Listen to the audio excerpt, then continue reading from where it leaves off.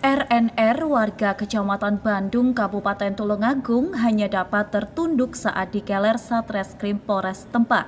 Karyawan Kacung Motor Tulungagung ini terbukti membawa lari mobil di showroom tersebut. Sebanyak 8 unit mobil dibawa lari tersangka dan dijual ke tempat lain tanpa sepengetahuan pemiliknya. Nilai kerugian mencapai 1,5 miliar rupiah.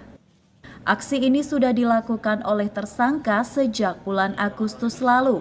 Tersangka menjual mobil di showroom tersebut ke pihak lain lebih murah 50 juta rupiah dari harga pasaran.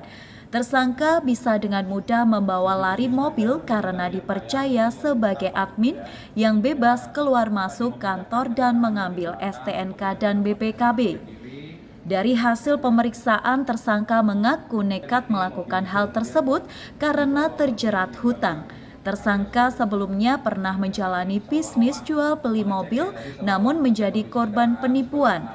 Uang penjualan mobil digunakan tersangka untuk membayar hutang dan dibelikan mobil lain untuk bisnis jual beli mobil.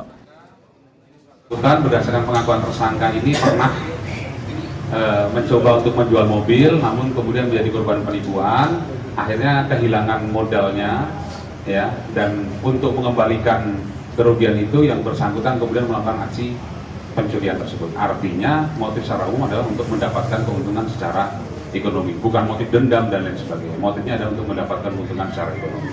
Gitu. Terjerat hutang dan enggak?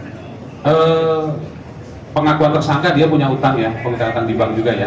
Makanya keuntungannya beberapa untuk menutup kerugian atau pinjaman dia di bank. Tapi kalau motifnya Raumnya adalah mendapatkan keuntungan secara ekonomi.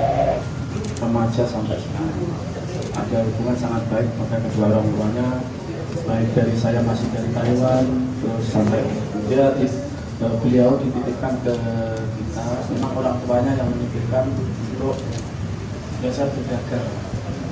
Sejak kapan Pak Ajun jadi karyawan ini? Sekitar 2 tahun lalu. Sudah 2 tahun yang lalu. Kecurigaan tidak ada ya selama ini? Enggak ada, soalnya beliau juga orang baik. Ya, kedua orang tuanya enggak ada niat apa-apa, beliau juga baik semua. Mas Kacung, evaluasi untuk ini Mas Kacung? Evaluasi terkait kejadian ini? Evaluasi dari showroomnya? Pengawasan? Sebenarnya beliau apa ya namanya, kerjanya itu seorang admin, jadi admin ya, menjabat sebagai admin. Admin itu beliau bisa bebas keluar masuk, ya, karena itu dasarnya beliau adalah seorang yang dititipkan pada orang tuanya dan menjabat sebagai admin. Makanya dia admin itu bisa keluar masuk ke kantor untuk mengambil BPKB.